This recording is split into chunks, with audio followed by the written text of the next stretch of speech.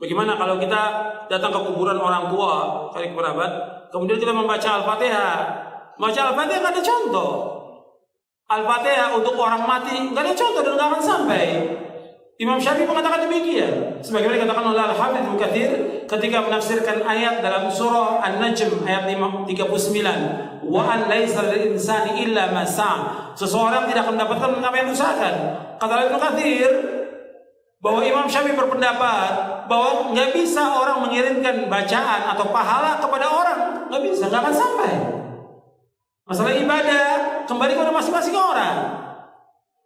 Jadi Al-Fatihah nggak sampai. Begitu juga yang lainnya bacaan Al-Quran. Kadang-kadang orang sudah meninggal dibacakan Quran. Orang disuruh membaca Al-Quran di mana? Di rumah. Terutama surah Al-Baqarah, di masjid baca Al-Quran, bukan di kuburan. Al-Quran ini diturunkan oleh Allah untuk ancaman kepada siapa? Orang hidup, orang mati.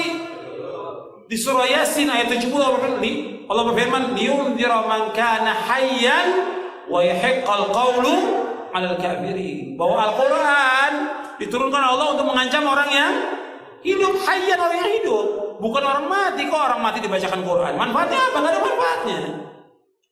Disuruh kita baca Al-Quran di rumah kita. Kata Nabi, la taj'alu buyutakum maqabira inna syaitana yanfiru minal baiti alladhi tuqra'u fi suratul Baqarah. Jangan kamu jadikan rumah kamu seperti kuburan. Sesungguhnya syaitan lari dari rumah yang membacakan surah Al-Baqarah. Enggak ada para sahabat membacakan Quran di kuburan, enggak ada. Kemudian juga mengirimkan Al-Fatihah kepada Nabi juga enggak ada. Ini kan banyak orang setiap hari dari majelis ila hadratin Nabi Al-Fatihah. Dari mana dalilnya? Dari mana dalilnya? Dari mana? Yang disuruh kita membanyakan apa? Sholawat kepada Nabi, bukan baca Al-Fatihah. Kenapa enggak Al-Baqarah? Kenapa enggak Ali Imran? Kenapa enggak An-Nisa? Kenapa enggak Al-Maidah? Kok Al-Fatihah? Enggak ada dalilnya. Di Quran maupun di hadis Nabi yang sahih, enggak ada para sahabat kumpul, ayo kita baca Al-Fatihah untuk Nabi. Enggak pernah ada. Enggak ada seluruh riwayat yang demikian dan enggak akan sampai. Perhatikan, yang Nabi mau kepada umatnya apa? Ittiba, mengikuti beliau, bukan mengirimkan Al-Fatihah. Nabi sudah tempatnya di sorga yang paling tinggi. Nabi itu Firdaus al-A'la yang paling tinggi. Yang pertama kali membuka pintu sorga siapa? Rasulullah SAW. Kita kayak banyak amalan aja mengirimkan Fatihah ke Rasulullah. Membahas bahwa Nabi Muhammad tak pernah menganjurkan untuk mengirim Al-Fatihah untuk orang yang sudah meninggal. Apakah betul Pak Ustaz? Apakah ada hadisnya? Kalau ada orang meninggal dunia, hadis pertama, kalau ada orang meninggal dunia, asri'u lahu, cepat-cepatlah kuburkan. Jangan jenazahnya tahan lama-lama. Saya sampaikan sudah ke istri saya, kalau aku mati cepat-cepat kuburkan. Mati maghrib, ba'da isya kuburkan. Bagaimana makam malam? Abu Bakar Siddiq meninggal dimakamkan malam. Tempat kita banyak lampu. Tak ada menggali, carikan ekskavator. Jangan tunggu sampai besok. Sudah saya sampaikan itu.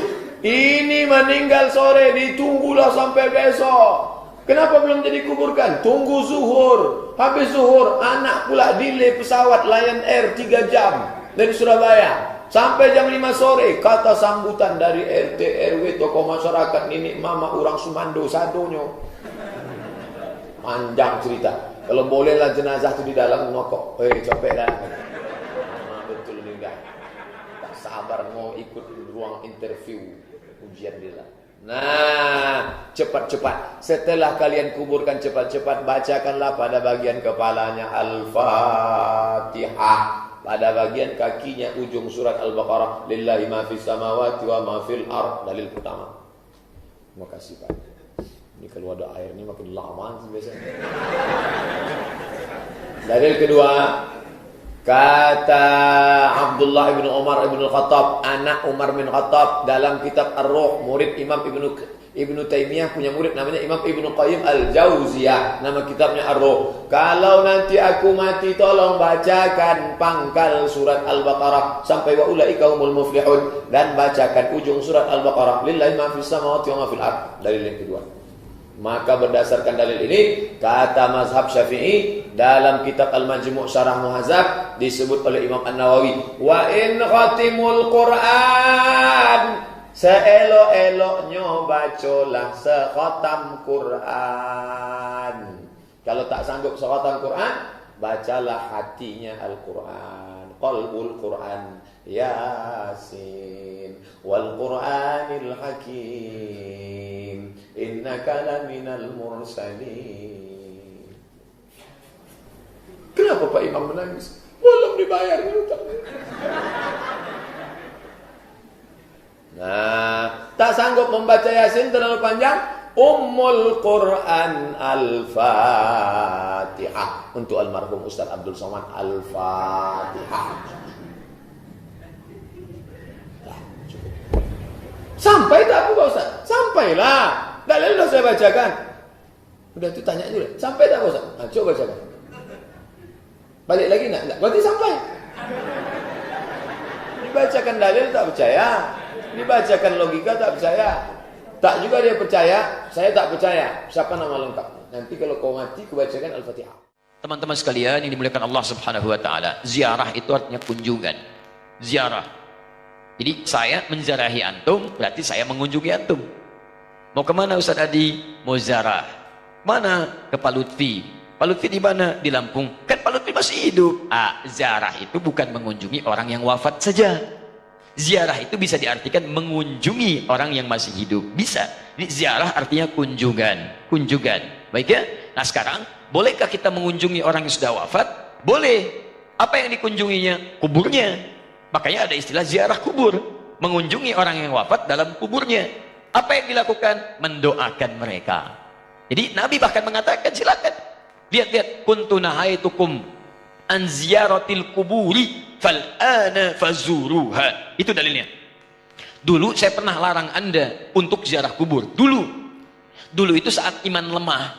Ada kebiasaan di jahiliyah, kalau ada orang meninggal, itu mereka meratap-ratap untuk menunjukkan bahwa orang ini orang baik. Diratap, ada yang rubuk-rubuk rambut, ada yang mukul-mukul begini. Bahkan nanti gini, saking populernya kesan itu dianggap orang baik, sampai ada jasa penyewaan orang nangis. Jasa nyewa orang nangis. Jadi kalau ada dikenal orang buruk misalnya, disewa nih berapa orang rombongan untuk nangis saja, nangis terus meratap-ratap. Ada itu zaman jahiliyah. Jadi begitu ada kebiasaan seperti itu, jadilah kultur di masyarakat. Biasanya budaya itu muncul karena biasa. Biasa itu dari kebiasaan. Kebiasaan begitu jadi tradisi nanti ya. Maka ketika ada tradisi itu kuat di masyarakat, iman mulai lemah. Di awal-awal iman masih lemah maksud saya. Karena masih lemah, belum ada penguatan tauhid yang kuat, muncul kebiasaan itu, maka dilarang oleh Nabi SAW untuk sementara waktu ziarah kubur. Larangan datang. Kenapa dilarang? Bukan gak boleh ziarah. Bukan gak boleh ziarah. Larangannya karena dikhawatirkan ketika ada yang meninggal, tradisi tadi lebih kuat daripada awal-awal keislaman, muncullah seperti itu. Sehingga maaf, iman yang seharusnya muncul teman-teman sekalian, itu terhenti, terbatasi oleh nilai-nilai tradisi yang tadi. Maka setelah imannya kuat, paham bisa membedakan, mana doa, mana diskusi, mana ceramah, mana ngobrol, ya kan? Mana kemudian teman-teman sekalian bisa mendoakan dengan baik, mana yang bisa meningkatkan iman, mana yang bisa mengurangi iman. Dari situlah kemudian, ini yang paling menarik, muncullah sabda Nabi, kuntu nahaitukum an ziyaratil kuburi. Dulu saya larang kalian ziarah kubur karena dikhawatirkan kalian meratap, minta-minta pada yang tidak baik. Fal'ana fazuruha. Sekarang ziarahi. Di ziarah kubur itu hukumnya boleh. Sekarang antum katakan, saya ingin ziarah Wali Songo. Boleh. Apa yang dilakukan saat ziarah itu? Turunkan lagi hadis-hadis nabinya. Doakan mereka. Apa doanya? Salam dulu. Assalamualaikum ya ahlad diyar. Minal mu'minina wal mu'minat. Wal muslimina wal muslimat.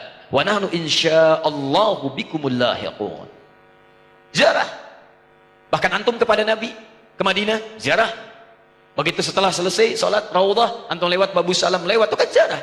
Assalamualaikum ya Rasulullah. Assalamualaikum ya Abu Bakrin. Assalamualaikum ya Umar radhiyallahu taala anhuma. Antum ke Baqi ziarah. Assalamualaikum ya ashaban Nabi sallallahu alaihi wasallam. Assalamualaikum ya ahlad diyar. Minal mu'minina wal muslimin wal mu'minat wal muslimina wal muslimat wa nahnu insyaallahu bikumul lahiqun. Datang ke Wali Songo, ziarah. Apa darahnya? Sampaikan salam. Salamnya yang tadi. Setelah itu apa? Itu sunnah Nabi, berdoa. Allahumma ighfir lahum warhamhum wa'afihim wa'fu anhum wa akrim nuzulahum wasi' madkhalahum wa naqqihim minal khataaya kama yunaqqa thawbul abyadu minad danas. Doakan mereka. Ya Allah, alirkan pahala pada mereka. Ya Allah, berikan kemuliaan pada mereka yang telah membawa risalah dakwah ke Nusantara. Ya Allah, muliakan keluarganya. Ya Allah, berikan kekuatan ya Allah kepada keluarganya dalam keadaan yang terbaik. Selesai, itulah ziarah kubur. Lalu sampaikan, ya Allah, kami pun sadar kami kapanpun akan diwafatkan. Maka wafatkan kami ya Allah seperti Engkau wafatkan mereka dalam keadaan yang terbaik. Sudah. Makanya kata Nabi, cara terbaik meningkatkan iman, mengunjungi, berziarah atau ingat pada kematian. Sering lewat alam kubur mengingatkan kita mendekatkan diri pada Allah Subhanahu wa taala. Yang tidak boleh, maaf, minta-minta di kuburan. Pegang nisan, kan? Pak, tolong, Pak, cucu saya mau lahiran, tolong. Makanya saya datang ke sini. Antum ngapain datang di situ? Yang di situ saja nggak bisa keluar. Antum itu kayak yang di situ. Nah, itu yang tidak tepat.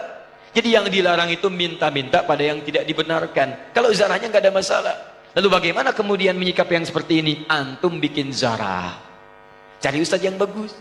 Datang kemudian, di situlah diadakan taklim. Terangkan, ini loh risalahnya. Saya pernah itu, ya, tur jejak Islam di Nusantara. Bukan Islam Nusantara, jejak Islam di Nusantara. Beda antara Islam Nusantara dengan jejak Islam di Nusantara. Kami susuri Pak, sampai ke Aceh Pak. Aceh, dari Aceh. Kami kunjungi makam Syekh Abdul Rauf As-Singkili. Datang. Itu saya terangkan taklim dulu. Syekh Abdul Rauf itu masuknya ke Aceh seperti ini. Kemudian menyampaikan begini, risalah Islamnya begini. Setelah itu kita datang, mana buktinya beliau ada, kita kunjungi. Sampai ke tempat makamnya, dari hanya kuburannya. Masuk ke situ kita berdoa, saya pimpin doanya. Begini cara berdoanya, sampaikan begini, begini, begini. Sudah, ayo kita pulang. Saya sampai ke Lasem untuk menelusuri jejak Islam di Nusantara ke arah wilayah Jawa Tengah sampai ke Jawa Timur. Nah, ujung Jawa Tengah ke Lasem saya tunjukkan. Ini dulu ada Sunan Bonang di sini. Teman-teman sekalian, nama aslinya ini, asalnya begini, ininya begini. Dari mana taunya? Apakah itu fiktif? Ayo kita lihat. Susuri tempatnya. Ini tempat beliau. Ini tempat awal merapatnya. Ini tempat keluarganya. Ini pas sujudannya. Sampai saya hitung berapa anak tangga sampai ke atasnya. Yang merawat tempatnya itu sampai ke sujudannya. Yang merawatnya namanya Pak Abdul Halim. Begitu antum naik sampai ke atas, sebelah kiri. Di situ antum temukan nanti yang pegang kuncinya Pak Abdul Halim. Ketika bertemu dengan beliau, indah sekali. Pak, ini bukan makam ya. Bukan makam, makamnya itu bukan yang di sini, ini cuma pas sujudannya. Pas sujudan itu tempat beliau kemudian memetakan wilayah, berdoa kepada Allah, minta diberikan kekuatan, bersujud di situ, sholat menghadap ke arah kiblat, seperti Nabi naik ke Gua Hira.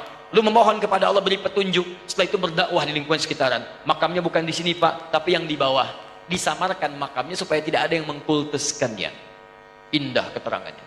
Saya ajak jamaah untuk mendengarkan itu semua. Tuh, kan? Sering tertipu kita. Makanya ditutup tuh pas sujudannya juga supaya tidak ada yang mengkultuskan itu. Cuman lihat ke situ, baik, terangkan. Kalau sudah seperti itu enak taklim kitanya. Di sejarahnya paham, ada tokohnya, ada bekasnya, kemudian kita mendoakan, setelah itu kita pulang, selesai. Jadi kita itu tidak harus saling mencolok, gak ada wali songo, begini. Alah, antum ini kenapa sih? Sebelum bilang gak ada, lihat dulu. Lihat, pahami, baca kisahnya, pelajari, ambil inspirasinya. Kalau ada yang meninggalnya, doakan seperti antum datang ke makam Uhud. Datang ke situ, antum doakan, cerita di situ, selesai. Seperti antum datang ke makam Nabi, berdoa di situ, bahas sekitarannya, pulang, selesai. Itulah teman-teman sekalian. Jadi kita ambil cara yang hikmah. Jelas ya? Nah, jadi kita pun tidak harus menyakiti orang lain, tapi meluruskan dengan cara-cara yang terbaik. Hikmah. Ya. Di karena masjidnya al-hikmah, selalu ini yang muncul.